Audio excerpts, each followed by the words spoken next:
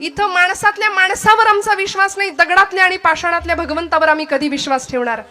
तो भगवंत दाखवून देणाऱ्या संतांवर आम्ही कधी विश्वास ठेवणार? कारण आम्ही प्रचंड, थोडा वाईट शब्द वापरते, नतद्रष्ट माणसं आहोत की आम्ही लबाड आहोत. लबाड भक्तीच्या प्रांतामध्ये आम्ही लबाड भक्ती करतो. बरं, परमेश्वराकडे सकामतेने जातो. काही हवं असलं तरच त्याच्याकडे जातो. काय हवं होतं माझ्या नामदेव महाराजांना? आईने सांगितलं, नाम्या जा पांडुरंगाला नैवेद्य अर्पण करून ये. माझ्या आवडीचा दृष्टांत आहे आणि आपल्या सगळ्यांच्या माहितीतला किस्सा आहे हा, नामदेवांच्या चरित्रातला. 5 वर्षाचं लेकरू धावत गेलो. सकाळी पहाटे उठलं होतं. दामा शेट्टीने सांगितलं होतं, नाम्या उद्याचा नैवेद्य पांडुरंगाला तू द्या, मी परगावी जाऊन येतो. सकाळी उठले आणि आईच्या मागे लागले सकाळपासूनच. आई लवकर जेवायला कर, लवकर जेवण तयार कर, नैवेद्य तयार कर, मला पांडुरंगाला द्यायचंय. आई म्हणली, नाम्या कार्ट्या देव काही उठल्या उठल्या जेवायला बसणार आहे?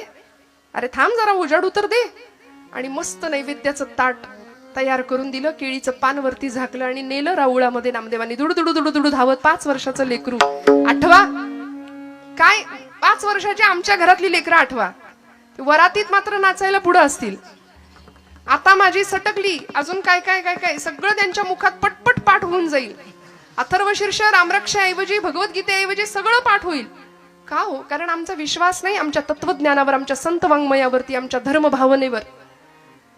परवा अमेरिकेमध्ये टेक्सास नावाच्या शहरामध्ये, अलीकडची गोष्ट आहे बरं, 10,000 विद्यार्थ्यांनी, तिथल्या शाळेतल्या 10,000 मुलांनी एकत्र गीता पठणाचा अभ्यास केला. एकत्र गीता पठण केलं होतं. या टाळ्या तुम्ही वाजवताय अमेरिकेतल्या पोरांसाठी, या टाळ्या आपल्या पोरांसाठी वाजल्या पाहिजेत. एकत्र गीता पठण 10,000 मुलं, त्यांना म्हणता सुद्धा येत नाही, ते हरे राम हरे कृष्ण असं म्हणतात. आणि आमची मुलं, आम्हाला का नाही वाटत संध्याकाळ झाली की दिवे लागणीला बसलीच पाहिजेत कार्टी देवापुढे. आईनी जवळ घेऊन बसलंच पाहिजे, पाठे पर्वचे शिकवलेच पाहिजे. नाही काही आलं, हरिमुखे म्हणा हरिमुखे म्हणा, पुण्याची गणना कोण करी. सोपं, किती सोपं सांगितलंय हो. मी नेहमी म्हणते, माता भगिनींनी रोज स्वयंपाक करताना हे सगळं म्हटलं पाहिजे विश्वासाने. संतांवर विश्वास असेल तर संतांनी दाखवलेल्या मार्गावर आम्ही नीतिमत्तेने आणि डोळे झाकून चालू. पण तिथेच आमचा विश्वास कमी पडतोय थोडासा. महाराज म्हणतात, माझा विश्वास त्या चरणांवरती आहे. आमचा विश्वास नाही म्हणून जेवताना आदळापट फार तर भांड्यांची होईल, पण भोजन बनवताना, भाकरी थापताना, पोळी करताना, कणिक मळताना जर आम्ही म्हणू ना, देवाची द्वारी उभा क्षण भरी, तेणे मुक्तीचारी साधी येल्या. मस्त गोळे बनवायचे, पिठात बुडवायचा, किंवा भाकरी थापताना लाटायला घ्यायची चपाती. हरिमुखे म्हणा हरिमुखे म्हणा, पुण्याची गणना टाकायची तव्यावर. असोनी संसारी जिव्हे वेगू फुगली बघा, वेदशास्त्र उभारी बाह्या सदा, ज्ञानदेव म्हणे व्यासाची खुणा.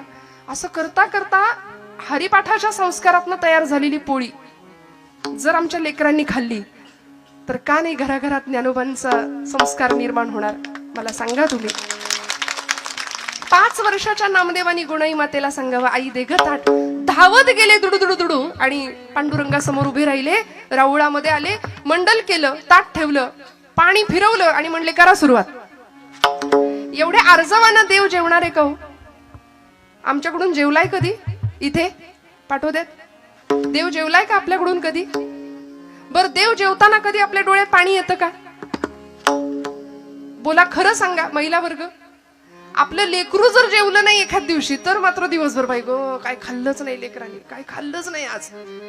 प्रपंचासाठी आम्ही रडू, देवासाठी आम्ही नाही रडणार. नामदेव महाराज रडले देव जेवत नव्हता म्हणून. देवा करा सुरुवात, कितीतरी वाट बघितली. देवा जेव रे बाबा जेव. अरे आज मी आलोय, रोज माझे बाबा येतात म्हणून काही चवण्या ढवण्या लावलेस की काय? म्हणला जेव बाबा, बऱ्या बोलानी जेव. तरी जेव, देव जेवे ना एक क्षणाला. आता जर जेवला नाहीस ना, चुलीतलं लाकूड आणीन म्हणला. आणि आई आपल्याला घरी जे करते ना ते सगळं तिथं चाललं होतं. जळक्या लाकडानं मारीन म्हणाले तुला. तरीही देव हाले ना, बोले ना, जेवे ना. आणि एका क्षणाला नामदेव महाराज सांगतात, पांडुरंगा बाबा येतील, मला विचारतील, नाम्या देव जेवला नाही करे? मग त्यांच्या हातून मार खाण्यापेक्षा तुझ्या इथं पायरीवर डोकं आपटून जीव देतो म्हणाले. आणि म्हणून धावले नामदेव महाराज. पायरीवर डोकं आपटणार, धाडकन. डोक्याला लागलं नाही गाभाऱ्यातनं आवाज आला, डोक्याखाली मऊसर हात लागावा की काय, आणि गाभाऱ्यातनं आवाज यावा, नाम्या नाम्या, अरे दगडाचा देव कधी जेवतो का?